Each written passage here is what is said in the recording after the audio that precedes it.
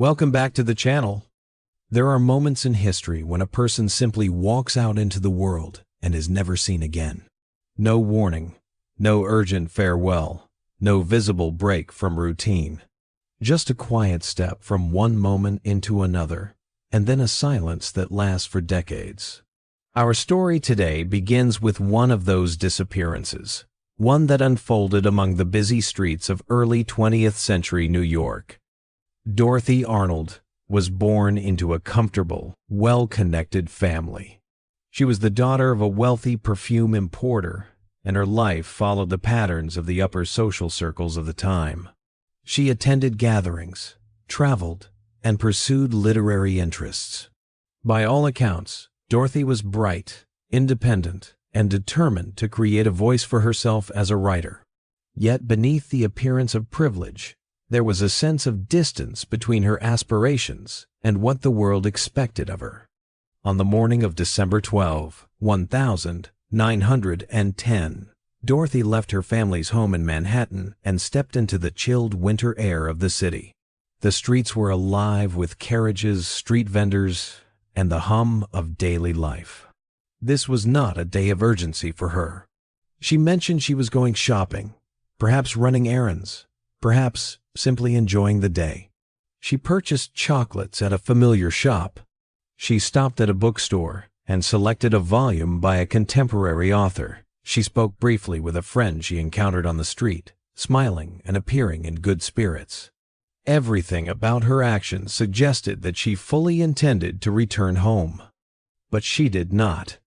There was no public incident, no sudden commotion, no account of someone calling for help. Dorothy simply became absent from the world she had occupied just moments earlier. When her family realized she had not returned by evening, concern slowly replaced patience. At first, they searched quietly, hoping she might reappear without drawing attention. In the circles they lived in, privacy and reputation were powerful forces. They made phone calls. They asked acquaintances. They waited for some sign that this was a misunderstanding or a delay. Days passed, then weeks. Silence grew heavier. Eventually, the story could no longer remain private. Newspapers began to report it. Investigators were hired. Yet even with professional searches, inquiries across cities, and messages sent throughout the country and beyond, the result was the same. No clear evidence, no confirmed sightings, no message left behind. What makes Dorothy's disappearance remain so deeply haunting is how ordinary her last known moments were. She was not traveling far from home. She was not entering danger knowingly. She was doing what countless others did on any day in the city. And yet, her path simply ended. Today's story begins with that quiet moment, a woman walking through a familiar place and the vast unanswered space that opened behind her. After Dorothy's absence could no longer be explained by delay or misunderstanding, her family moved into the next stage, the search. Despite the rising worry in the household, they chose at first to keep the matter private. In their world, the world of early 20th century New York, society reputation mattered almost as much as truth. A scandal attached to the family's name could linger for generations. And so, they hoped to solve the situation quietly, without drawing eyes or questions. They contacted close friends, telephoned familiar households, and sent discreet inquiries across the city. But the city was large, and Dorothy had left behind no clear direction to follow. As the hours stretched into days, unease settled deeper. Eventually, the family hired a private detective agency, the Pinkerton Agency, one of the most respected investigative firms of the time. Their agents moved through hotels, boarding houses, train stations, ferries, hospitals, and places where someone attempting a sudden change of life might appear. They checked records, questioned clerks, observed crowds. Nothing. Meanwhile, the city itself continued forward. Winter markets, holiday preparations, the rhythmic noise of urban life. Dorothy's absence did not disturb the flow of New York, and perhaps that is what makes the story feel so heavy. One person vanished, and the world did not stop. When silence became impossible to ignore, the family finally made the disappearance public. Newspapers printed her photograph. Headlines speculated. Some were gentle, reporting only the facts. Others leaned quickly into rumor. A wealthy young woman vanishes, and suddenly, imagination fills the gaps that evidence cannot. Reporters visited the Arnold home. Neighbors whispered. Social circles wondered whether there was something unspoken, a hidden romance, a private conflict, a reason she might choose to leave of her own will. Yet the family insisted that Dorothy had no desire to escape her life. They stated she was content, stable, and planning for the future. Still, without information, the story grew beyond anyone's control. People claimed to have seen her in New York, in Boston, in San Francisco, even in Europe. Every lead, when investigated, dissolved. Someone vaguely resembled her. Someone believed they had spoken to her, but none of it held. As the search widened, so did the sense of contradiction.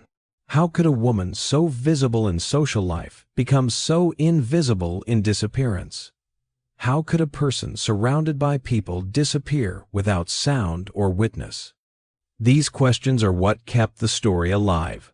Not clear evidence, but the space where evidence should have been. The newspapers eventually moved on to newer stories.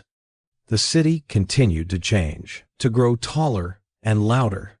But in the Arnold home, the silence did not fade. The search had been public. The concern had been real. Yet nothing solid emerged. And so a new stage began, one shaped not by what was known, but by what was imagined. When a disappearance offers no explanation, the human mind begins to build its own. In the absence of answers, theories took the place of facts. Some were quiet and cautious, others were dramatic, almost theatrical. None could be proven, yet each found an audience. One of the earliest and most persistent ideas was that Dorothy had been living with a private emotional struggle, one hidden beneath the outward calm expected of her social world. It was said that she wished deeply to be recognized as a writer, to have her voice taken seriously outside of her family's reputation. A manuscript she submitted earlier that year had been rejected. Some believe this disappointment lingered more strongly than her family understood. But even if this were true, a disappointment does not equal disappearance.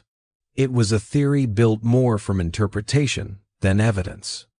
Another theory suggested that Dorothy might have entered a relationship her family disapproved of. For young women of her social group, personal independence was often limited by expectation. If she wished for a life outside of the narrow path laid before her, the idea of stepping away might have seemed like escape. Yet, again, there were no letters, no financial traces, no travel records, nothing to show she had chosen to leave. A more sensational rumor emerged months after her disappearance. The idea that Dorothy may have faced a private medical situation, specifically a secret pregnancy, and that complications during a procedure could have led to her passing. At the time, such procedures were not only stigmatized, but illegal and often dangerous. Some whispered that her absence was covered to protect reputations, hers and others. However, this explanation also lacked confirmation. Investigators searched clinics, midwives, and medical records, quietly shadowed from public view. They found no reliable match, no record under her name or any name she was known to use. There was also the simpler, quieter possibility: an accident, a fall, an injury, a mistaken identity at a medical facility. Someone without documents, unable to speak for herself. In a city as large and fast-moving as New York, the unknown was not impossible. And yet, no hospital, no morgue, no registry, ever connected a case to Dorothy. The final theory, the one that stayed mostly in the background, was foul play. A sudden encounter, a moment of danger unnoticed by city crowds. New York was not a gentle place. But again, there was no struggle witnessed, no report of distress, no object left behind. If harm had come to her, it left no trace in public view. What remains striking is not the drama of these possibilities, but the stillness around them. Every path that might have explained Dorothy's disappearance led to a dead end. Every theory rested on shadows, not evidence. In time, the theories said less about Dorothy herself and more about the world that tried to understand her. A world uncomfortable with silence. A world that needed reasons. Yet the truth stayed where it always had been, somewhere beyond certainty, still unrecovered. In the months that followed Dorothy's disappearance, her family lived in a shifting space between hope and resignation. They continued to search, to ask questions quietly, to listen for any sign that might return her to them. Yet each passing week seemed to deepen the silence rather than break it. The Arnold household, once known for gatherings and conversation, became a place of lowered voices and unfinished thoughts. Her mother, Frances, avoided public discussion altogether. She rarely addressed the situation, even among close acquaintances. It was not denial as much as a deeply private grief, the kind that does not know where to rest because there is no event to mourn, no farewell to hold on to. Her father, Francis Arnold, responded differently.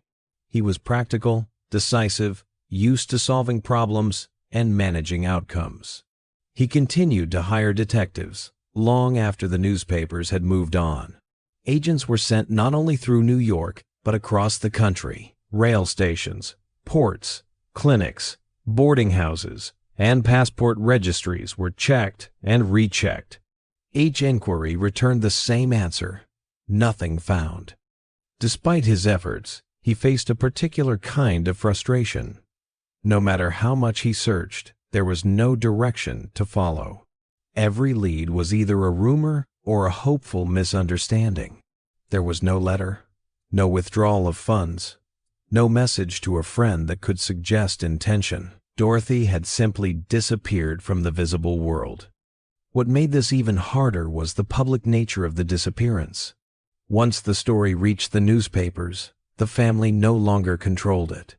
Reporters crafted their own versions, some sympathetic, others speculative.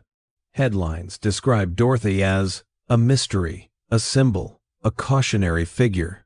But she was not a symbol to the people who had known her. She was a daughter, a sister, a friend. The attention brought questions that had no answers. Did she leave on purpose? Was there something the family was hiding? Could something have been done differently? These questions lingered, not only in public spaces, but in the private corners of the family's thoughts. The lack of resolution meant there was no clear place to set blame. Not on the city, not on themselves, not on circumstance. And so the weight remained suspended, held in place by uncertainty. Over time, the family began to speak of Dorothy less. Not because she was forgotten, but because remembering her came with no direction for their feelings to move. Grief, when it has a conclusion, can slowly settle. But grief without an ending remains in motion, circling the same moment again and again. Years passed. Seasons changed. The city around them continued to move forward.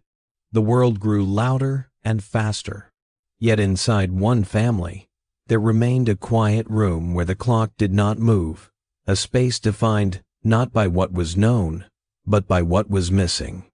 This is the emotional center of the story, not the disappearance itself, but the life that continued in the absence of clarity, the silence that no one knew how to resolve. There are disappearances that fade quickly, remembered only by those closest to the missing. And then there are disappearances that remain in public memory, not because they are solved, but because they are not. Dorothy Arnold's case became part of the cultural landscape of early 20th century America, precisely because it offered no resolution, only questions. And questions, when left unanswered, have a way of echoing across time. Part of what made the case enduring was its setting. Dorothy did not vanish from a remote place or in the quiet of night. She disappeared in broad daylight on one of the busiest streets in Manhattan, surrounded by people going about their ordinary routines. The contrast is what unsettled the public imagination. If someone could vanish in a crowded city without notice, then the boundary between safety and disappearance felt thinner than people like to believe. There was also the matter of identity. Dorothy was not anonymous. She belonged to a well-known family.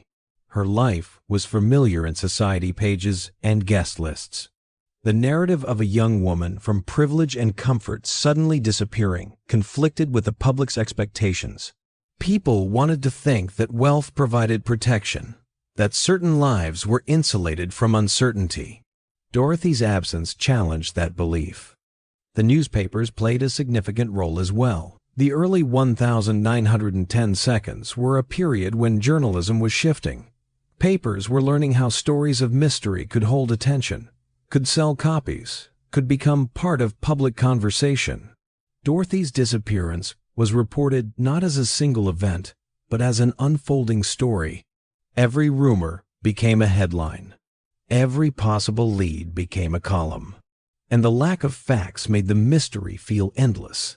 The public became invested, not in what was known, but in the potential of what might still be discovered. Over the years, the case entered a different phase. It became a reference point. Writers used it to explore themes of identity, independence, and the pressures placed on women of that era. Historians noted how the reaction to Dorothy's disappearance reflected the social norms of the time, how appearance, reputation, and silence often held more influence than transparency or emotional honesty. The story lingered because it revealed the hidden architecture of the society around it. But perhaps the deepest reason the mystery endured is simpler. Dorothy's story remained human. There was no final moment to close the narrative, no explanation that allowed the mind to rest. People continued to wonder because the ending was missing. And when a story has no ending, people keep writing their own. Each generation returned to the case with new questions. Some saw tragedy. Some saw restraint. Some saw evidence of social pressure. Others saw only the quiet fragility of everyday life. In the end, the endurance of Dorothy Arnold's disappearance comes from something subtle. It reminds us that a person can be present, smiling, speaking, walking, and then, without warning, gone. And the world does not always tell us why. As time passed and the world changed, new generations began to revisit Dorothy Arnold's disappearance through different lenses. Modern historians, sociologists, and researchers approach the case not with the urgency of search, but with quiet analysis. They ask not only what happened, but why the story unfolded as it did. One of the most reconsidered aspects is Dorothy's inner life. In her time, young women from wealthy families were expected to follow a narrow path: education, polite interests, social events, and eventually marriage within their class. Dorothy, however, wished to pursue writing. She submitted stories to literary magazines under her own name, seeking recognition separate from her family identity. When her work was rejected, accounts suggest she felt embarrassment not simply from failure, but from the idea that her ambitions were seen as something to be politely dismissed. Modern observers recognize this as a familiar tension, the desire to be seen for one's own voice, rather than one's role. It is possible that Dorothy felt more isolated than her surroundings suggested, but while this perspective offers empathy, it does not provide a concrete answer. Emotional complexity alone does not explain disappearance. Another area of modern review focuses on the private medical theory. At the time, Procedures related to pregnancy were illegal and often hidden. Cities like New York had entire networks that existed quietly, outside formal oversight. Researchers today acknowledge that records from such places were intentionally incomplete.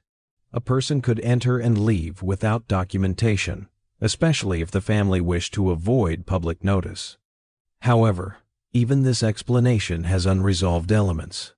There is no confirmed testimony, no document, no reliable first-hand account. It remains, as before, a theory without proof.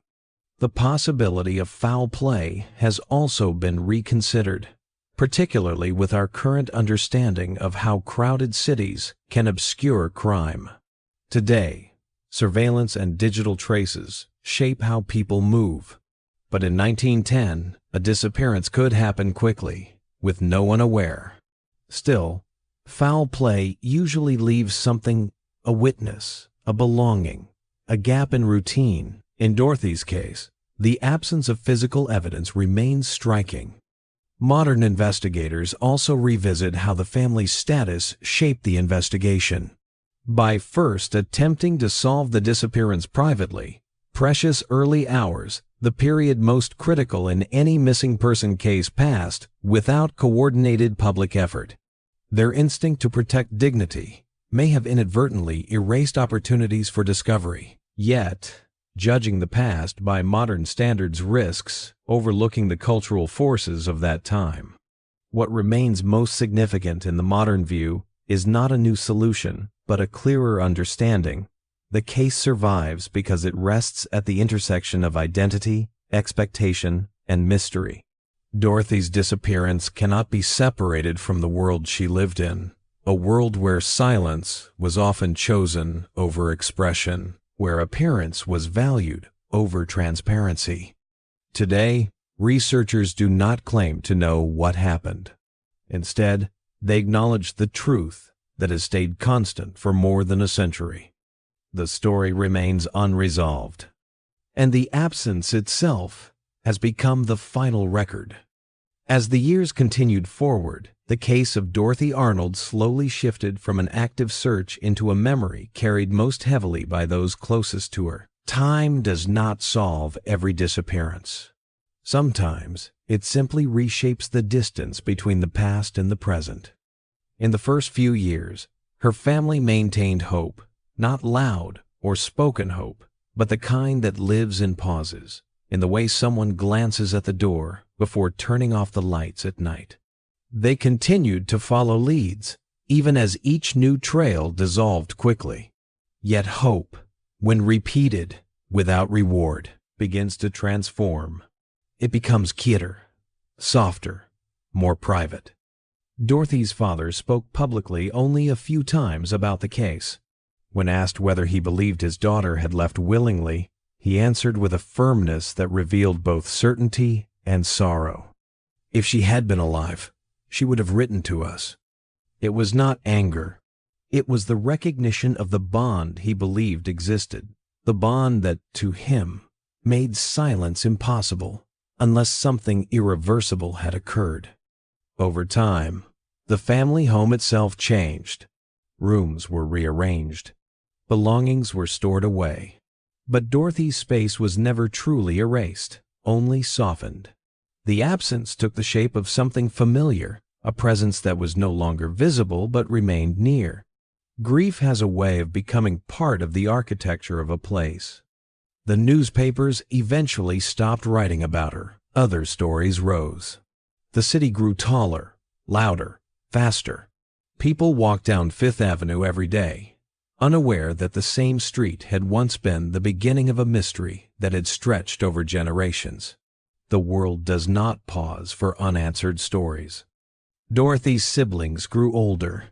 They married, traveled, had families, created lives that moved beyond the moment that had once held everything still. Yet none of them ever spoke of her disappearance as something concluded.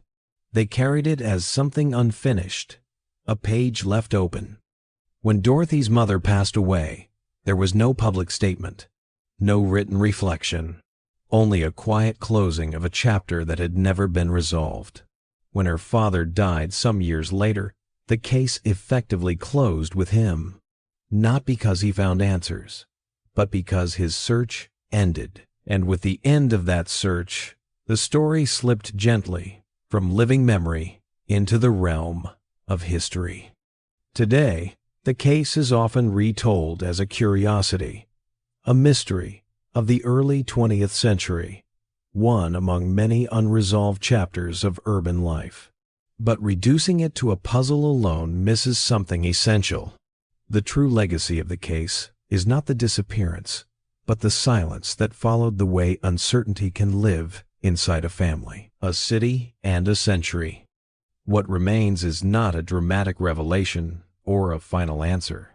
It is simply this: a person once lived, loved, walked through familiar streets, and then vanished. The world continued, and the mystery remained. A disappearance without explanation is never only about the person who is gone. It is also about the world they leave behind, the people who search, the city that absorbs the absence, the culture that tries to understand what cannot be understood. In this way, Dorothy Arnold's story did not end with the moment she stepped off the street and out of sight. It continued, quietly, in the emotional lives of others, and in the way society has chosen to remember her. One of the most striking aspects of this case is how ordinary her final day appeared. There was no indication of danger, no signal of distress, no farewell disguised as casual conversation. She walked, she shopped, she spoke with someone she knew, and then she disappeared into a city full of people. That ordinariness is what makes the story unsettling even now. It suggests a truth people rarely want to confront, that certainty is something we often create for ourselves, not something the world guarantees. The case also highlights how society often responds to the unknown with speculation. When facts were scarce, stories rushed in to replace them. Some were sympathetic, imagining loneliness or quiet emotional struggle. Others were unkind, suggesting scandal, deception, or irresponsibility. In the absence of evidence, the public wrote narratives that reflected more about social expectations than about Dorothy herself. A young woman from a wealthy family was expected to live a certain kind of life, one that was polite, predictable, and contained. When she did not fit into that story, people began to shape explanations that would restore the narrative to something familiar, even if those explanations were baseless. There is also the matter of how cities remember and forget. New York, with its constant motion and relentless forward pace, was not a place that stopped for a single life. The sidewalks where Dorothy walked continued to carry hundreds of thousands of footsteps. The shops she visited continued to open their doors. In a city that large, an individual absence can seem almost invisible. And yet, the idea that someone could vanish so completely in such a crowded place prompted a quiet fear. Perhaps the world is less solid than it seems. Perhaps the boundaries between presence and absence are more fragile. Emotionally, the case lingers because it places us in the position of those left behind. It invites the unsettling realization that closure is not guaranteed. The story has no conclusion to comfort the mind, no final page that allows the heart to rest. It leaves the listener in the same place the family stood, holding questions that do not resolve and memories that do not fade. In this way, the disappearance became more than a historical mystery. It became a mirror reflecting our need for answers, our discomfort with silence, and our deep desire to believe that every story can be brought to completion. Dorothy's story reminds us that some mysteries do not end. They simply settle into the space between what we know and what we cannot. To understand the emotional landscape surrounding Dorothy's disappearance, it is essential to consider the world she lived in, a world shaped by expectations, rules of appearance, and quiet limitations placed upon women of her social class. Early 20th century America, particularly in upper-class circles, valued composure, propriety, and predictability. A woman's life was often charted for her, long before she could shape it herself. Dorothy was born into privilege, but privilege came with boundaries. Her education, friendships, travels, and ambitions existed within an invisible framework of what was considered acceptable. She could read widely, she could attend gatherings, she could travel with family, and she could write, but only within the soft radius of her social standing. A woman in her position was expected to be refined, pleasant, modest, and above all, uncontroversial. Personal dreams were acceptable, but they were expected to remain secondary to family identity and marriage. In this context, Dorothy's desire to become a writer was not dramatic or rebellious by modern standards, but in her time, it quietly challenged convention. To seek recognition for her own voice separate from her family name was unusual.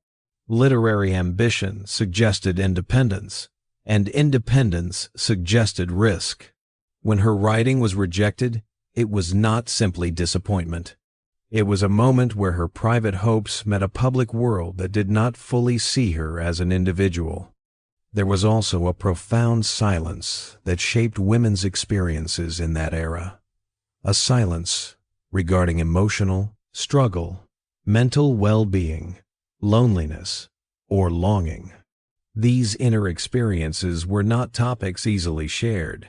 To express dissatisfaction openly could be seen as ungrateful or improper. So many young women learned to carry their feelings privately, behind measured gestures and polite conversation. Marriage, too, was not only a personal relationship, but a social alignment. A woman was expected to marry someone suitable to her family's standing, not someone she simply loved or admired. Such expectations often created an internal tension, the desire for self-definition versus the pressure to fulfill a role. When modern readers look back at Dorothy's final months, journals, conversations, and details are scarce. But what is visible is the shape of the world around her. A world that allowed very little room for uncertainty, confusion, or emotional experimentation. If Dorothy felt any conflict between who she was expected to be and who she wished to become, it likely unfolded quietly within herself. This does not mean her disappearance was the result of pressure alone, but understanding the social context allows us to see that Dorothy was not just a missing person. She was a young woman navigating a world that offered her structure, comfort, and opportunity, but limited her ability to define her own life. When we remember her now, we are remembering not only the mystery of her disappearance, but the shape of the world she tried to live within, a world that often left very little space for a woman to truly be herself. As decades passed, Dorothy Arnold's story did not fade entirely from view. Instead, it settled into a quiet, lasting place within American cultural memory. Her disappearance became something that scholars, writers, journalists, and even casual storytellers returned to, not because new evidence had surfaced, but because the case continued to embody a haunting and unresolved question: how can a person vanish completely in plain sight? In the years immediately following her disappearance, newspapers continued to revisit the story, particularly on anniversaries. These articles were less about reporting new information and more about reflecting on what had been lost. The tone slowly shifted from speculation to a kind of retrospective melancholy.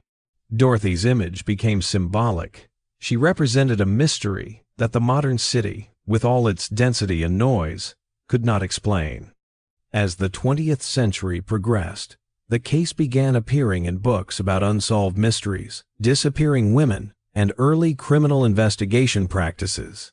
Authors used the case to illustrate how difficult missing person investigations were before the development of centralized databases, shared police records, fingerprint registries, and later, forensic science. Dorothy's case became a historical reference point, an example of how easily someone could slip through the cracks when systems were still loosely connected. Documentaries and radio programs occasionally revisited the story as well. Their tone was often reflective, focusing not on sensational theories, but on the quiet tragedy of uncertainty. Dorothy was no longer portrayed simply as a figure of curiosity, but as a human being caught at the intersection of personal identity, public scrutiny, and societal expectation. In the world of literature, her story inspired fictional characters and narrative archetypes. The idea of a young woman who vanishes without a trace, leaving behind questions rather than conclusions, appears repeatedly in novels and films. While these works rarely mention Dorothy by name, the echo of her story is unmistakable. She became part of a narrative pattern. The woman whose disappearance reveals more about the world around her than about her final steps. More recently, historians studying gender and society have revisited the case with new perspective. They note how the public conversation surrounding Dorothy's disappearance reflected deeper cultural beliefs around womanhood, freedom, privacy, and respectability. The way society talked about her, then and now, reveals as much about us as it does about her. And on the internet, where old mysteries find new audiences, Dorothy's story continues to circulate quietly. Not as a sensational headline, but as a story that lingers in the imagination. People discuss the case not to solve it. Most acknowledge that the answer is likely lost to time, but to sit with the haunting stillness of not knowing. In this way, the story remains alive. Not through evidence or revelation, but through the quiet hold that unanswered questions have on the human mind. Today, when researchers, historians, and careful observers review the case of Dorothy Arnold, their conclusions tend to be quieter and more cautious than the sensational theories that once circulated. Rather than dramatic tales of kidnapping or secret escape, the most widely accepted interpretations now focus on circumstances that align with what we know of Dorothy's life, her emotional context, and the social environment surrounding her. The first and most widely acknowledged theory today is that Dorothy may have been facing a private medical situation, possibly related to pregnancy, and sought treatment at a discreet clinic. In the early 1900s, such clinics operated in secrecy due to legal and social restrictions. Records were rarely kept, and patients often used false names. Complications during procedures could be fatal, and the people involved had every reason to avoid drawing attention. This theory remains compelling, not because of confirmed evidence, but because it fits the conditions of the time: secrecy, stigma, and the lack of documentation that would allow us to confirm it. However, this explanation is not simply a story of scandal. Modern researchers emphasize that Dorothy's situation, if it happened, would reflect the limited autonomy women faced. Privacy, agency, and emotional expression were difficult to claim openly. If Dorothy had needed help, she may have had few safe or socially acceptable options. The tragedy in this theory, then, lies not only in the event itself, but in the world that offered her so few paths forward. The second theory, considered plausible, centers on an accident, followed by misidentification or administrative oversight. In a city as large as New York in 1910, it was entirely possible for someone injured or disoriented to be taken to a hospital without identification, especially if they carried little with them. Hospitals and city morgues were often crowded, records inconsistent, and communication between institutions limited. If Dorothy was injured or lost consciousness, her identity might never have been recognized. This explanation aligns with the case's defining silence. No struggle, no public disturbance, just an unnoticed detour in a city that did not pause to look closely. The third and least dramatic, yet still possible explanation, is that Dorothy left intentionally, but without a long-term plan, possibly seeking temporary distance or clarity. In this theory, the tragedy comes not from intent, but from chance, a misstep, illness, or vulnerability encountered once she was alone. The city could be unforgiving to someone without resources, even briefly. This explanation preserves her agency, but acknowledges the uncertainty of life outside familiar boundaries. What unites these modern interpretations is their tone. They do not treat Dorothy's disappearance as a puzzle to be solved, so much as a human event shaped by circumstance, silence, and vulnerability. These theories no longer attempt to create dramatic narratives. Instead, they recognize the limits of what can be known and the dignity of acknowledging that some stories end not with certainty, but with compassion for what remains unseen. There is a certain kind of story that does not resolve. It does not reveal a final page, or a sudden realization, or a hidden truth waiting patiently in the corner of history. Instead, it remains open not in a dramatic way, but in a quiet, enduring one. The Disappearance of Dorothy Arnold is one of those stories. We began with a young woman walking through a familiar city, surrounded by people who were going about their day. There was no moment of alarm, no public signal that something was wrong, just a gentle sequence of ordinary steps. A bookstore, a greeting, a winter street leading into a silence that has lasted for more than a century. As we moved through her story, we traced not only the details of the investigation, but the emotional weight that lingered in the spaces where answers should have been. We saw how her family searched, how the city continued, how newspapers shifted from urgency to reflection, and how the mystery quietly settled into history. What remains is not a conclusion, but a feeling. A reminder that life is often made of moments we cannot fully hold on to. A recognition that people can carry inner worlds that others never see. A quiet understanding that resolution is not promised. Dorothy's story is not only about disappearance. It is also about the era she lived in, a time when expectations guided the shape of a person's life, when silence was considered dignity, when emotions were often folded carefully out of sight.